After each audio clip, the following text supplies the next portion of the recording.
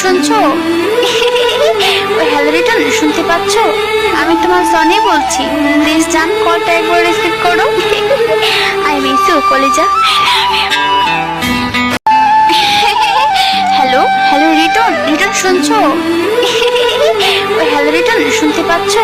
আমি তোমার সনি বলছি। প্লিজ জান, কলটা একবার রিসিভ করো। আই মিস ইউ কলিজা।